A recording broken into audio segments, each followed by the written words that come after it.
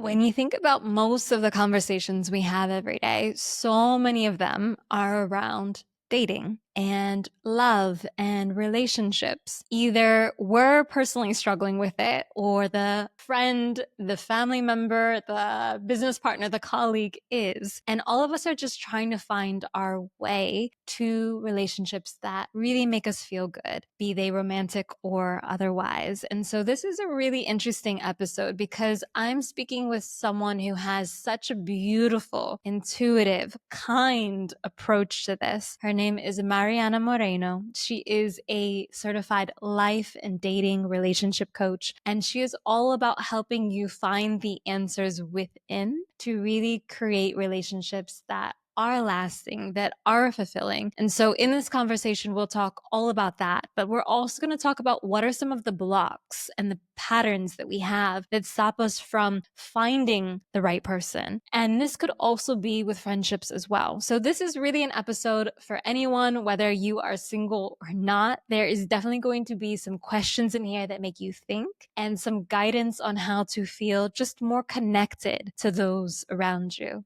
I'll see you inside.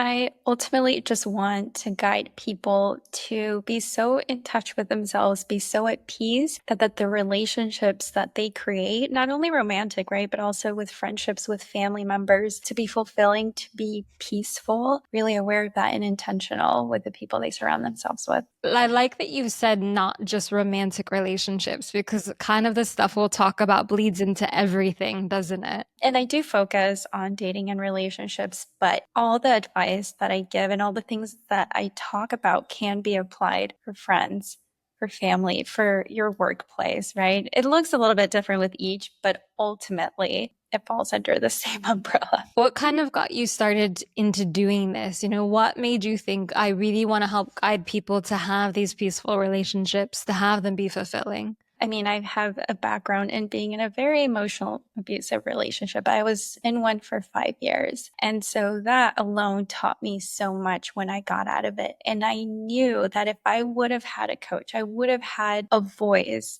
saying the things that I say now, I wouldn't have stayed for so long. I also just saw so much advice circulating online that I was like, this is even more harmful, right? And there's so many young men and women watching these TikTok videos, watching these reels, listening to advice that is just honestly very harmful. And so I wanted to be that voice, that warm, compassionate voice that kind of speaks to people and says, hey, this is normal, this isn't. And not that there's one right way to do things, but the underlying of everything should be, does this bring me peace? Do I feel safe here? Kind of the one question that never comes up when you're thinking about evaluating a relationship, right? It's the number one that should, like, do I feel safe here? And even not just romantic, but even friendships. Ultimately, do I feel safe? What was kind of the path that you took then from you left the relationship, you started your healing process, and then you felt like, let me be this guide to people?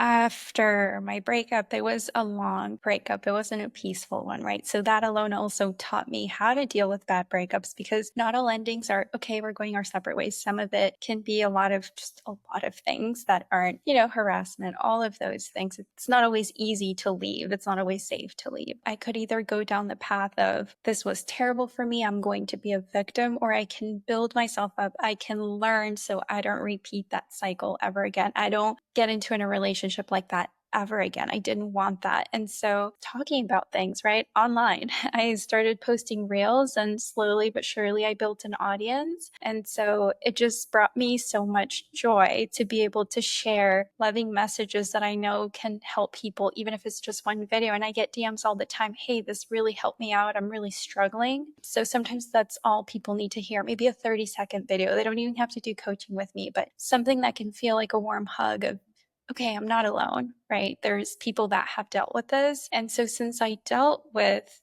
that toxic relationship, I knew what it's like. I know some of the signs. I know how to guide people. Okay, this is not normal for you to feel like this, right? Because oftentimes, oh, well, this is normal.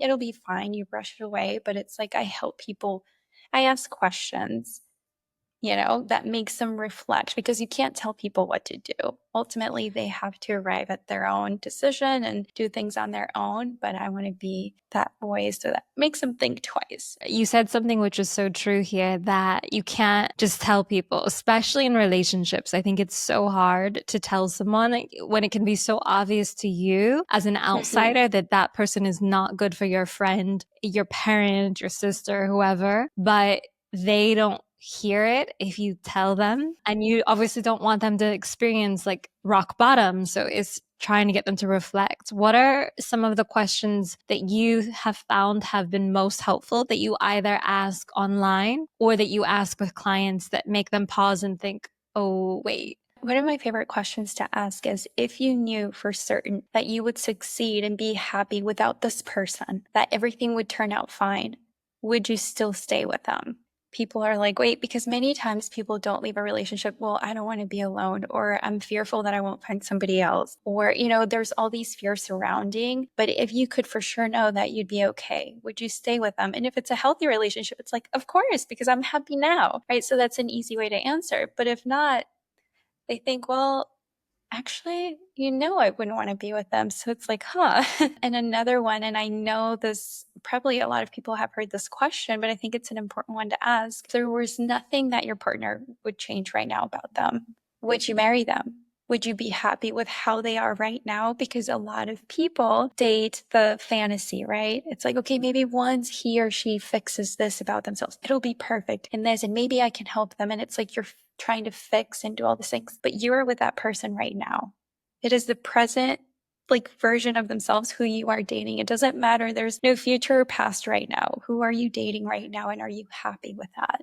Those are both ones that really make you reflect because it instantly, the answer pops in your head, even if you don't want it to be, or you think you don't want it to be that one. I always tell people, I recently came out with just a clarity journal where I ask these type of questions so people can sit down and answer them. And I always say, write down the first word that comes to mind. Don't sit there and then think about it, because then the other voices come in and it's not your thoughts anymore. And so it all gets jumbled. So the first word, even if it doesn't make sense, write whatever comes to mind after you read that question, because that's your intuition, that's your gut feeling, that's your inner voice coming out, because you're finally letting it come out, right? Reflect on their own experiences and maybe relationships that they left and didn't realize why or didn't work out, and they realize now that perhaps that was for the better. Before we started recording, you were saying, and you even mentioned earlier, about how there's a lot of advice online about dating and relationships, and not all of it is as helpful as this, right? Not all of it is as reflective as what we just said. What do you think are some of the biggest misconceptions, myths, blocks that are really being normalized and kind of popularized? One major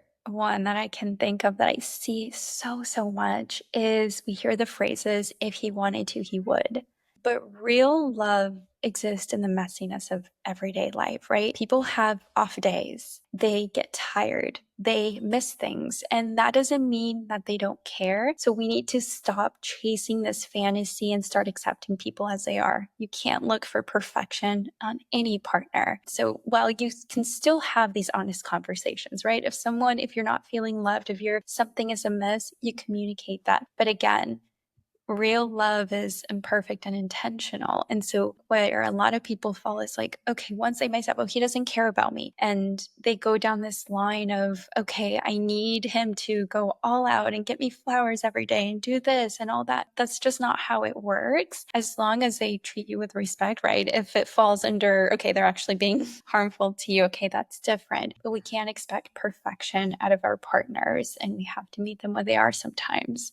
This is such an important thing to emphasize because I feel like, so I am married. I've been in my relationship for 14 years. I have a lot of friends who are single and have been for a long time. And I feel like the biggest issue that I see is what you said, expecting perfection, and when it's not there, then just backing away instead of having the conversation or really evaluating. Because there are so many, like I'm going to tell people, there are so many icks that happen when you're in marriage. Like there are things that that person is going to do, and you're just like, Right. no, right? On both sides. It's just Mhm. how it Yeah. is. It's like, it's not a rom com. Mhm. Overall, like what you said, is there love? Is there respect? Are you feeling like your better self is coming out because of that person is so true. So I like that you brought that up because I do feel like it's a defense mechanism sometimes of like, well, I don't want to be hurt. They did something. I'm done.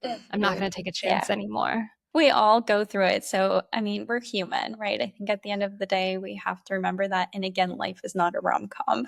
It's just not. And it's hard now, too, with social media. You see the highlight reels. Oh, he got me flowers and this brand name like watch or all these things. But at the end of the day, sweep away all the superficiality of things. How do you feel internally with this person? Do you feel better about yourself? Are you growing? The things that matter, not did he get me flowers? So that's nice. We have to look deep down as to, is this person good for me, my soul?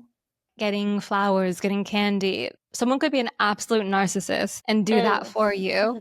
Right? Like it's not a Yeah. badge of achievement if there's not Mhm. the underlying stuff underneath it. Of like, are they actually there in ways that truly matter for you? Not because they didn't show up with like a dozen roses. What else do you think is harmful for people to hear? Maybe it's, and it might not even just be about just anything that you feel like might be misdirecting people or stopping them from connecting. There's all this advice on what to do. This is how to deal with it. This is do exactly this and that. And I mean in terms of, okay, if he does this, then you do this. There's a book I'm not a fan of. I forget the title of the name. And it's this whole set of rules and you have to do this and that. And it's like a how to, right? On how you want men to want you more. If it goes against who you are, I always stress this to some of my clients. If you want to text them right away after the date, say, hey, I had a great time, but your voice is saying, well, it might seem needy, just do it because the right person will accept your wholeness and your authentic self. And so the moment we tap into, well, I shouldn't do this because I heard this online, or I shouldn't do this, they're not getting to know the real you. And ultimately, they'll get to know the real you. And if you were showing up as not yourself, they might not accept that later on and there will be more pain. And so I think showing up authentically doesn't matter what you hear online. And if it feels right to you and you feel called to do it, tap into that and do it. As long as it's not harmful to you, right? People need to start acting based on what feels right for them, what sits well with you, not what you heard, because there's always going to be rules. They're always going to be changing. As we know, society trends, everything's like so fast paced and moving. So tune in. I always tell people sit with yourself, sit in silence. What feels right to you, and our bodies will tell us, right? When something feels off, we just feel that tightness here. You feel the tightness in your chest. If something feels right, it feels like a deep breath. Oh, it feels right to me. I don't care if people think that's cringe. I don't care if people might be turned off by that. It feels right to me. So you do it. Wish that I had heard this so much longer ago, and I hope that people really take it because it made me think of something I've been talking about recently with my husband, or that he told me about, which is the idea, and it's going to sound so weird to bring this into the dating world, but the idea of resulting, or when you do something, if you do something the way you wanted to do it, you follow the process and you don't get the result you wanted, you think that it was wrong. What you did was wrong because of the result. If the result had been good, then you would say, oh, I did the right thing, right? And this is such a case of that, where if you follow your gut and your intuition and you text the next day because it feels right and you felt that connection, and then they don't respond the way you want and they end up being an asshole, then you still did the right thing for you, even if the result Mm. was shitty, right? You Yes. were listening to yourself. And I think that is such Yes. good advice. It's such good advice. Going off of that too, and I was talking to a client yesterday who was trying to make a decision, and I just told him there is no right or wrong decision. The right decision will always be the decision you arrive to. And once you arrive at the decision, you can't go back on it, say, well, what if I would have done this? Well, you didn't. This is your reality, and this is the one you are meant to arrive on. So embrace it fully. People get so stressed. Should I break up with him or not? Should I break up with her? Just slow down. There is no right or wrong decision. It's the decision that feels right to you, and that's it. My main thing with coaching my clients is I will never tell you what to do, because that wouldn't serve them, right? You have to arrive at these answers yourself. So I always tell them there is no right or wrong decision. It's just the decision that's right for you. Because otherwise, you spend so much energy just thinking about what you shoulda, coulda, woulda done, and you Right. don't focus on what the reality is now. Like, how do I respond now? Because I've Mm-hmm. already sent that text, or I already had the argument, or I already cut off the relationship. Like, this is my reality now. So, what do I do? You kind of already shared some of them, some of the patterns that you see in clients and people. Are there other things that you really notice maybe stop people from, let's start with moving on, because I think that's a really hard Hmm. one. So moving on from something that didn't work out, be it a date, a situationship, a serious relationship. Like, what is stopping us from going forward when we know that that's over and it's done? And I say this to my clients all the time. The main advice I give to people trying to move on is to just feel it all, because oftentimes people want to distract themselves. People want to run away from it. Oh, I want to forget about him. I want to forget about her. I'm just going to keep myself busy. I'm going to go do fun things. And while that's important, it's good for you to go see your friends. It's good for you to have a good time. It's also a sacred invitation for you to return to yourself, to return to that pain, to really feel it and try to listen to what it's trying to tell you. Because healing requires presence, right? And ask yourself, and I think these are important questions you need to ask yourself when you're going through a breakup, when you're trying to move on. Why didn't it work? Right? What patterns do I want to leave behind? What do I want to create moving forward? Been there, trust me, it feels awful, but there is a light at the end of the tunnel, and you'll come out on the other side softer, stronger, wiser if you take the time to reflect. Yeah, because otherwise, if you're just escaping from them, like you said, going and doing the fun thing or hopping to the next temporary person, the time to heal takes longer than it would do if you just sat with the discomfort a little bit and allowed yourself to feel that. Or, like we had talked a little bit before, is you repeat the same pattern because you haven't reflected on what happened. And I have to call out some of my clients sometimes in my sessions when they paint themselves as a victim entirely. And when it's something toxic, I had to look deep within myself with my own past toxic relationship. Like, it takes two to tango.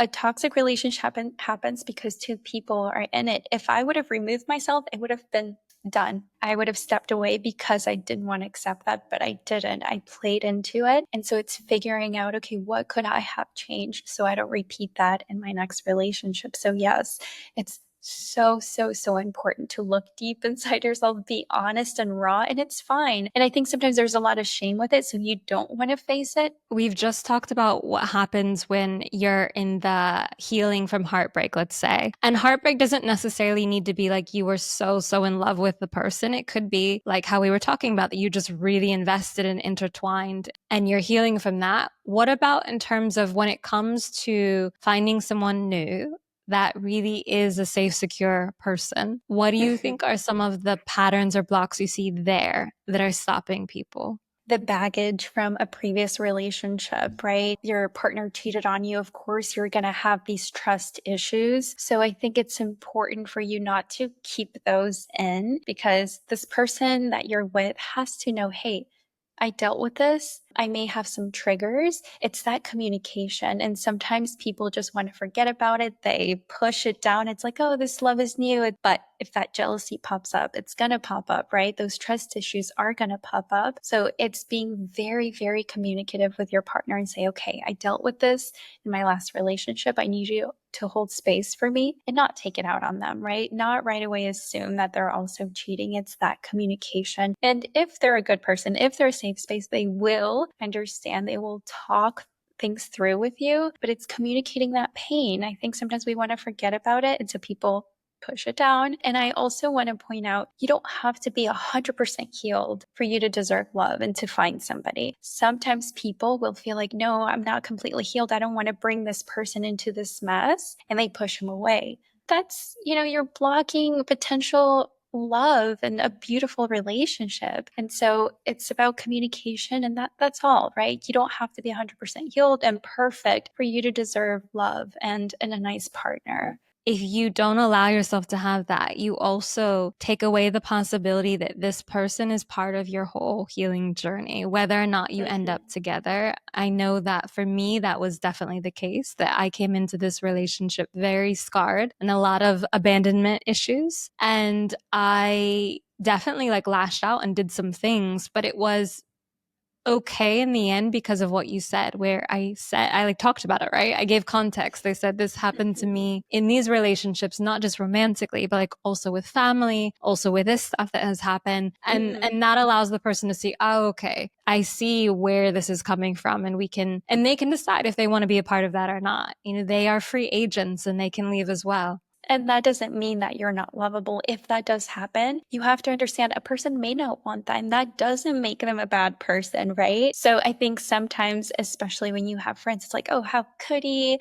have him? And it's like, no, we can't start in that place of hate. It's like you respect their decision. And that's also another thing I want to talk about in relationships. People do get very attached, right? It's natural. We love them, but sometimes we slowly take away their freedom. Well, don't hang out with this person and don't do this and don't do that. And it's like you have to let them be. If you're afraid that if they hang out with this other person, they might, break up with you, or you fear that you will lose them, that wasn't the person for you. The right person will stay. You won't have to grip so tight. They'll want to stay there because they love you and they respect you and they love spending time with you. So it's not about forcing. You have to let your partner be free, and that can be hard sometimes, right? But you have to let them be. Yeah, that is a big pattern that I've seen too with when you're in the relationship that kind of Mhm. sabotages it a little bit or leads to conflict is this like trying to force control or force certain behavior. If that person does what you're most afraid that they will do, then you don't want to be with them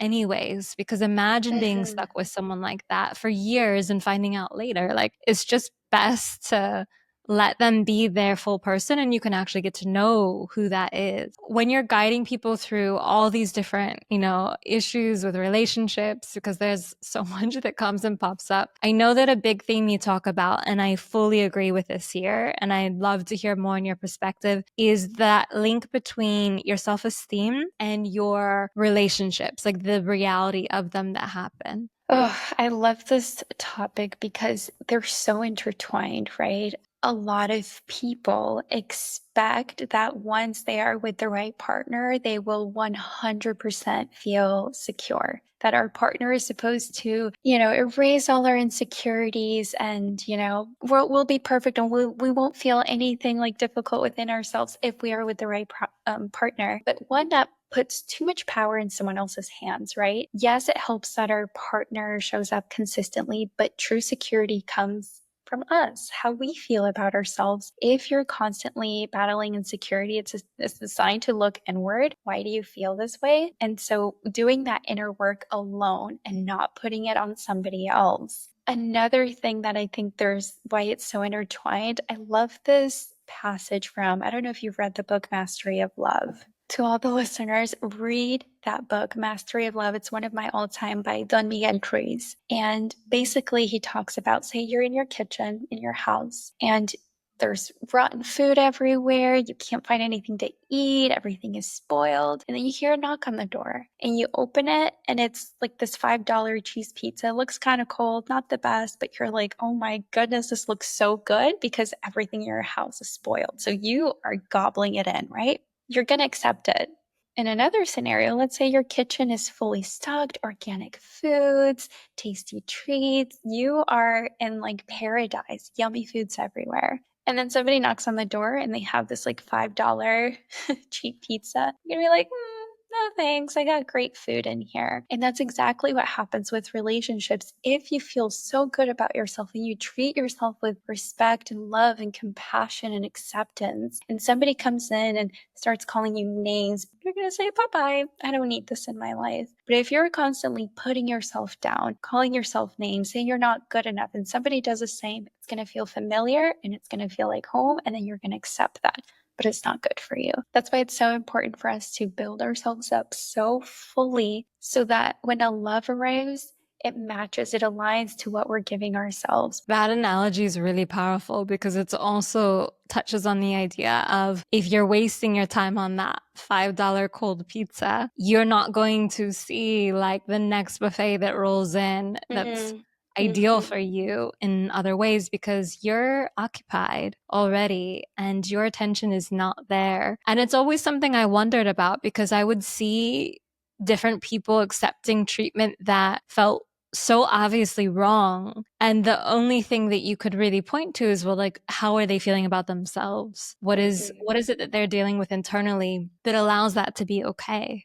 I mean, it's hard work, right? We're always going to have insecurities. We're going to have to constantly work on it because we also go through different phases in our lives that, are going to change how we feel sometimes. Life is already so tough. I always tell people, like, if you're climbing Mount Everest, you're not going to be punching yourself up. That's just making your journey harder. Why would you start beating yourself up while you're climbing a super hard mountain? You want to cheer yourself and say, I can do it. I can do it. I'm capable. It makes your life easier. Watching that internal dialogue is key. If you forget something, people will be like, oh, I'm so stupid, I forgot that. And they think it's casual, but language matters. Just say, I forgot it. It happens. Little shifts like that, even throughout your day, it starts making an impact on how you talk to yourself and feel internally. We talk about this a lot for the body on this show, like the small ways that you talk to yourself and how that reflects the way you think about your body and the way you look and the way you are. But it's everything. It's even deeper, like what you're saying in terms of the behavior you accept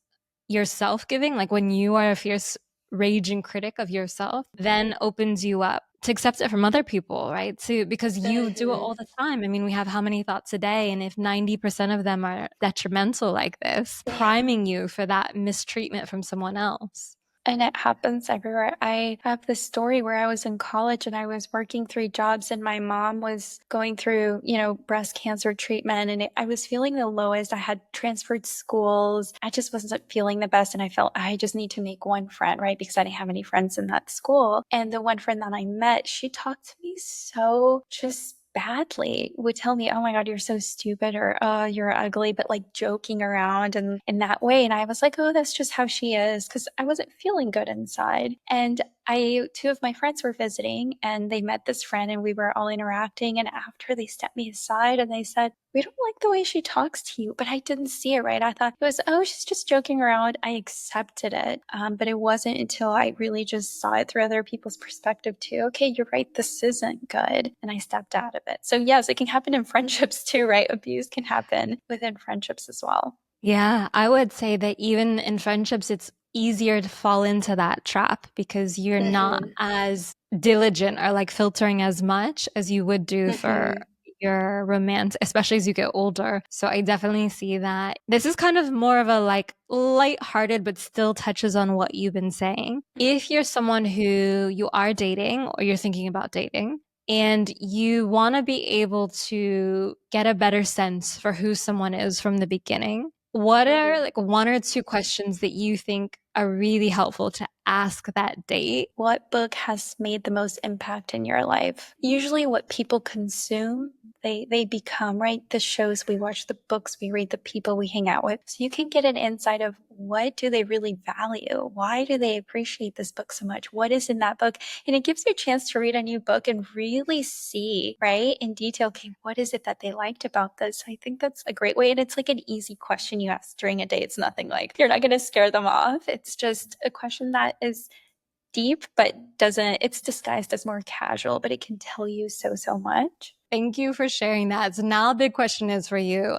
because we can't go into more in the limited time that we have, and because there is so much that you talk about, where can people find you and what are the different ways that they could work with you as well? Yeah, so people can find me on Instagram and TikTok at Free Spirited Latina. And then I have my website, spiritedlatina.com.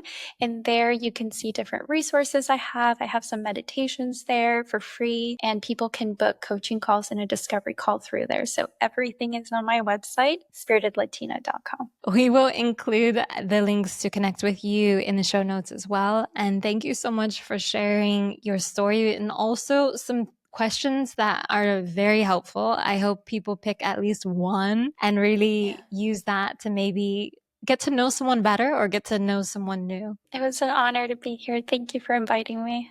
Thank you so much for listening. Please share this episode with any women in your life who you feel are so incredible and you really want them to find a partner that lifts them up. And you also want them to see just how powerful they are. These could be the words that make them reflect, make them see, and I will see you in the next one.